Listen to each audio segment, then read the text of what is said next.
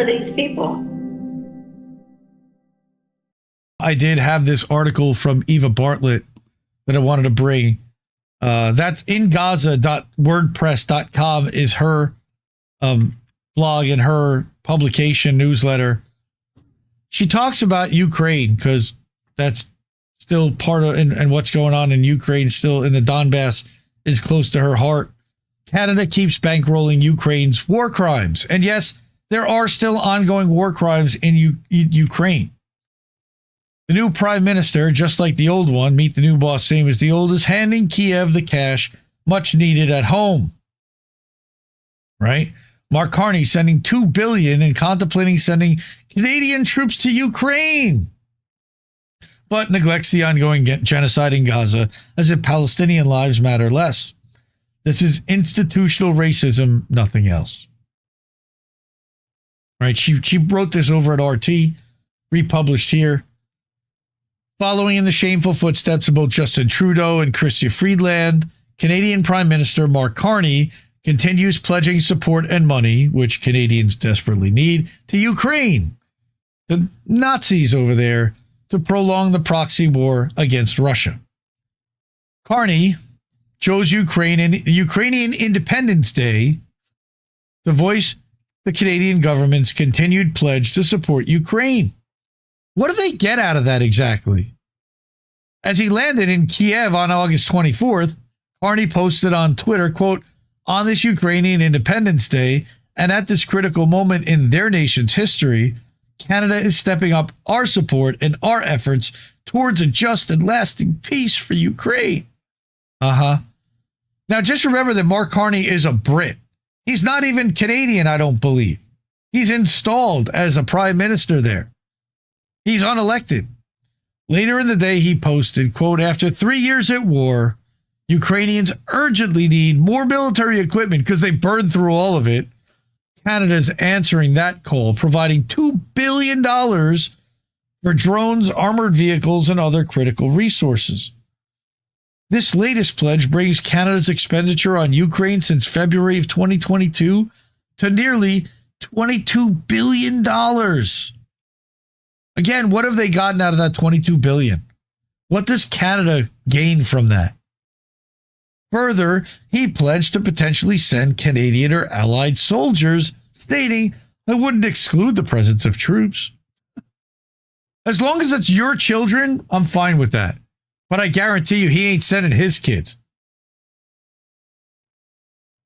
Pause for a moment to examine the utter lack of logic behind these statements.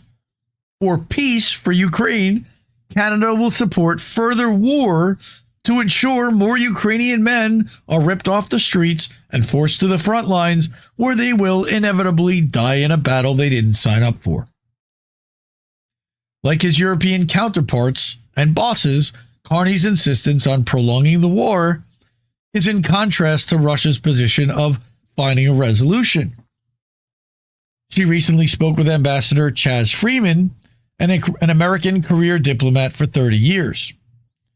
Speaking of how the Trump admin, quote, began in office by perpetuating the blindness and deafness of the Biden admin to what the Russian side in this conflict has said from the very beginning, he outlined the terms that Russia made clear in December of 2021 and from which it has not basically wavered at all.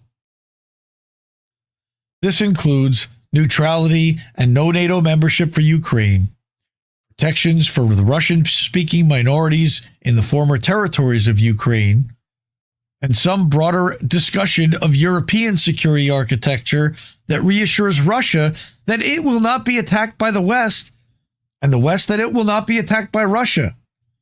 Because Russia's never had any intent to attack the West. That's been a manufactured narrative in order to justify everything that they're doing in Ukraine. It's worth keeping in mind that Canada has been one of the main belligerents in Ukraine, funding and training Ukrainian troops for many years before the 2022 start of Russia's military operation. Canada's training of Ukrainian troops included members of the notorious neo-Nazi terrorists of the Azov Regiment. Former Deputy Prime Minister Chrystia Freeland proudly waved a Banderite flag in 2022. She was also proud of her dear grandfather, who was a chief Nazi propagandist. Yeah, that really happened. No longer Deputy Prime Minister of Canada, but she was still Minister of Transport and Minister of Internal Trade since 2025.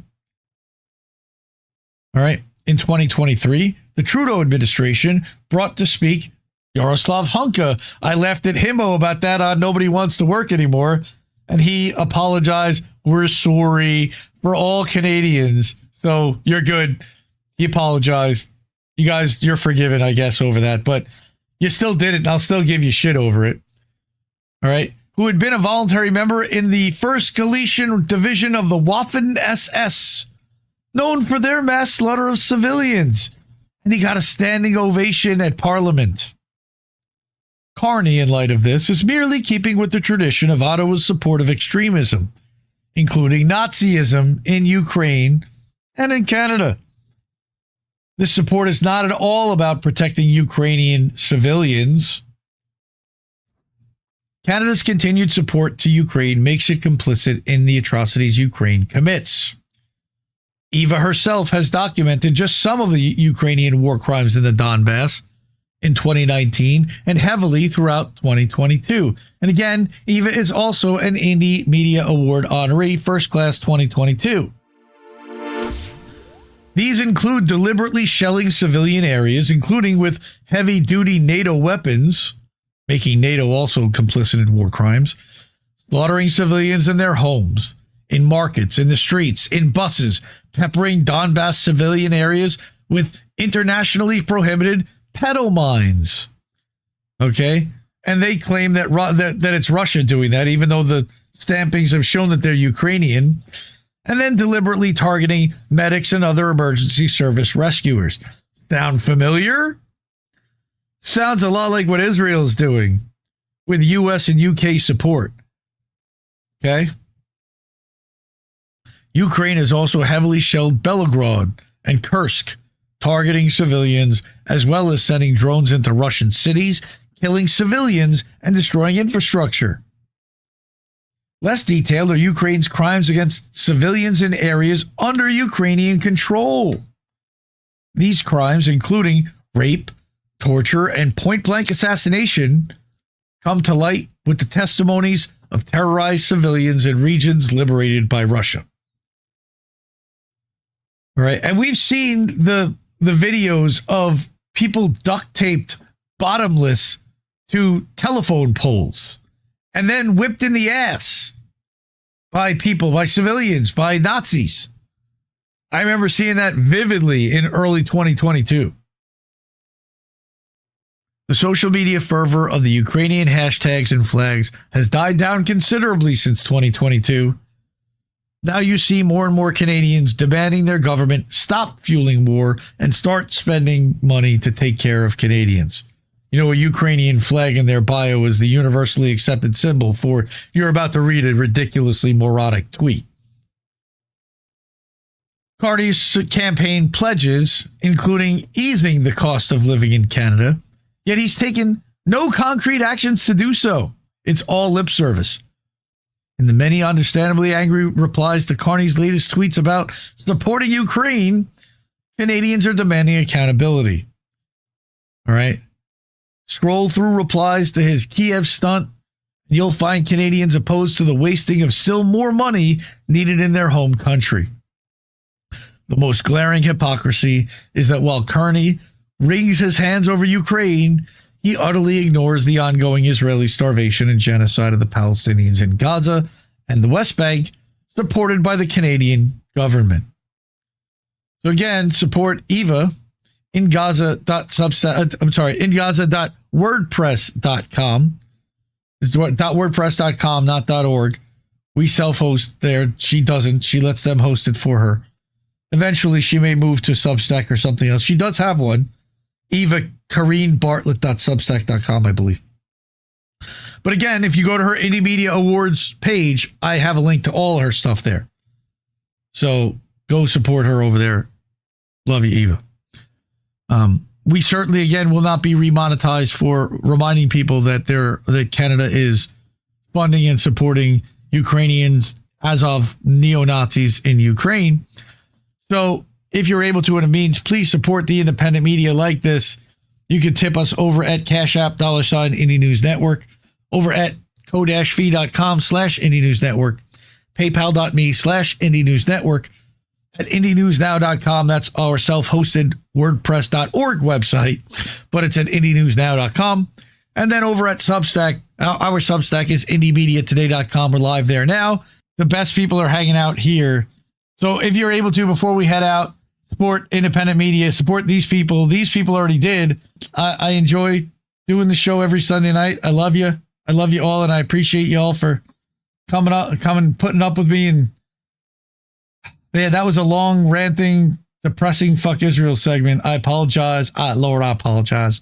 But this is what's happening in the world, and we can't ignore it. There are too many outlets that just want to bury their head in the sand or only tell one part of the story, and we're not going to do that. I'm going to try to go to as many places as I can, bring as many trusted independent journalists, outlets, and opinions and perspective as we can, and we're going to keep doing this.